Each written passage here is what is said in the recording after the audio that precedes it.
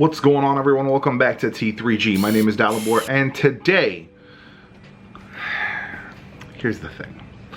Have you seen these, and these, and these? Really, just all of these. Everyone, every camera, vlogger, production, videographer, photographer, everyone is buying the A7S III. Listen, it's a great quality camera. I've watched a few videos. Everything that I'm seeing looks fantastic. But here's the thing. Every time this happens, everybody wants to get the new one, right? Last time it was the RR5, and then it was the R6, and now it's the A7S III.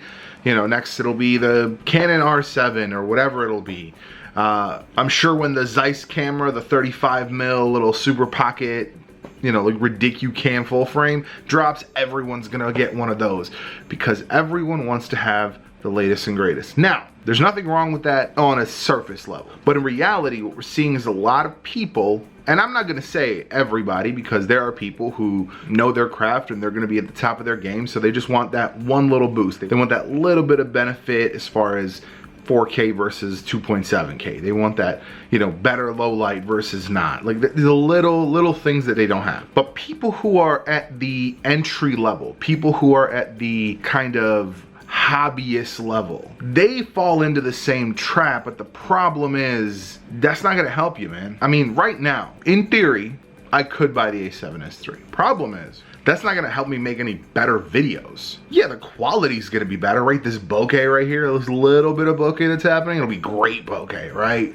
My low light will be fantastic low light. But it would still be me talking to a camera. So for instance, in this case, this would not be beneficial. I've got pretty decent lighting right now. I've got a little side lightings. Actually, this is pretty decent lighting overall. Problem is, I'm just getting into this like framing lighting game. Just there. Like I started the Darius Britt Budget Film School.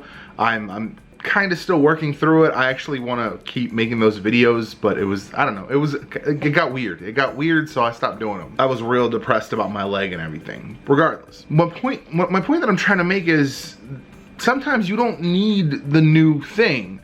I actually really appreciated this recently. So did they do it? In a world where there's like a lot of good enough options, do you need the best? If this wide angle lens video camera on my cell phone is a cheeseburger, do you need the steak? If the old Honda Civic works well enough to get you to and from where you need to go, do you need a Lambo? So the point is, if you have something that does the job, until you are master of that product, there's no reason really to update. I mean, I just did a video on this, the SL1, earlier this year. It's one of the most popular videos on this channel. I think it is the most popular video on this channel for this year. Because people still use this. This is an old camera. They're on SL3. They're probably gonna come out with an SL4. But this still does the job. People are still getting great results from it. And at the very, very least, they are learning. Because I'll be very honest, the triangle, still like a very difficult thing for me to get 100% of the time. Usually I am just using auto. Like right now, this is on auto. All I did was turn off the autofocus because this camera's autofocus is nonsense. But otherwise, I usually use auto. When I do get into adjusting the ISO or the f-stop, it gets a little dicey for me because I'm not exactly sure how to adjust everything to get kind of what I'm looking for. But that's the point, is I'm still learning. So could I buy an A7S III? Yes. Would it do much for me? No. That's the thing, is I've seen people create incredible results with cameras older than the one I'm using. So if somebody can do something better than I can with a camera that is older than what I have, that means I need to learn more before I do any sort of upgrade. Look at it this way. If you are trying to be an artist, right? You want to draw X-Men. Like that's what you want to do, that's your goal. Is it gonna help you to start by having like the most expensive iPad? Or might it be better to get the basics down on paper first and see if that's even something you can go towards? You know, myself, I laid down on paper a long time ago that I am unable to create symmetrical images or recreate the same picture, so I could never draw the same character and have them look the same every time I drew them. I was not gonna draw comics. I was able to knock that out and figure that out on paper. Didn't have to spend hundreds of dollars on tablets and all this other stuff. But my barrier to entry was very, very low.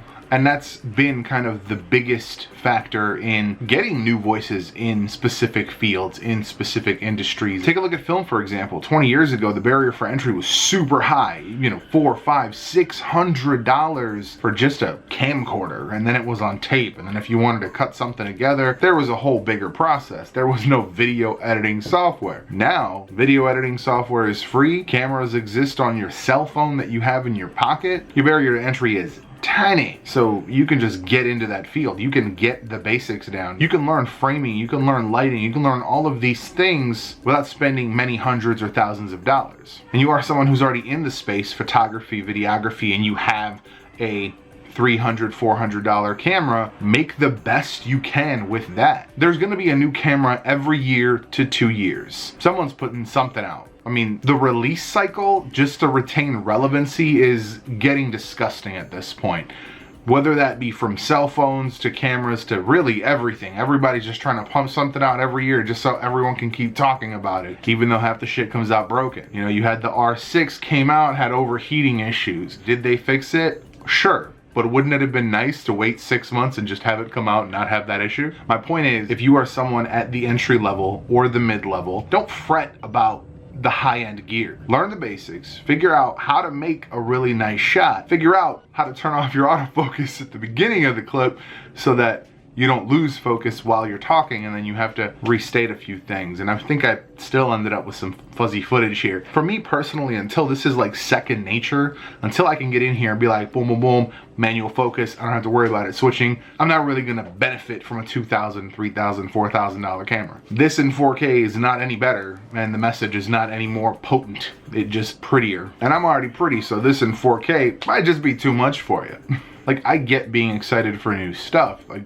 I want a new camera, but I know that if I spend $2,000 on a new camera, I'm not getting anything out of it besides crispier and better footage and better low light. Like, those are important things. If I don't know how to frame a shot, if I don't properly light myself, it doesn't matter. Like, I've seen great quality camera equipment produce really mediocre results. I mean, let's be serious. There have been Hollywood blockbusters that have fizzled out because, yeah, all the budget in the world and the best RE Alexas and, you know, all the ridiculous cameras and but it's still a shit movie, right? Like, all the best possible equipment in the world, but if it's a shit movie, it's a shit movie. The point of this video is really just to highlight that your Maddys, your Kodys, all of these people might be running the A7S III, but that's because they're at the high end of what we're doing here, right? They are at that level where they've maxed out what their equipment can do. They know all the basics, they know all the fundamentals,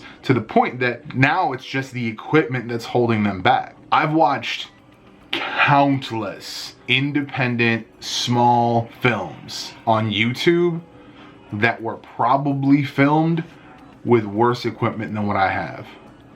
But when it's good, it's good. But if you're sitting at the entry level and you are not focused every time, if you are having trouble figuring out the triangle, the aperture, ISO, aperture, exposure,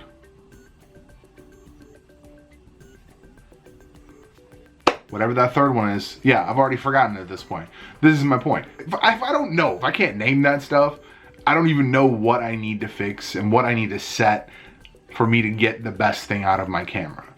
If I don't know that, if you don't know that, $2,000, $4,000, $20,000 camera is not gonna help you. It's not. RE Alexa, your Red 8K won't auto, like, there's no auto setting on a Red 8K. You know, there's no like auto and it just does the magic. It's not a thing. I think this might have just ended up being a rant video because I'm kind of sick of seeing videos about the A7S III, but at the same time, I still think it makes a point. I think I make a point. Let me know if I made a point here. Drop a comment down below. Thank you for watching, and I'll see you in the next one.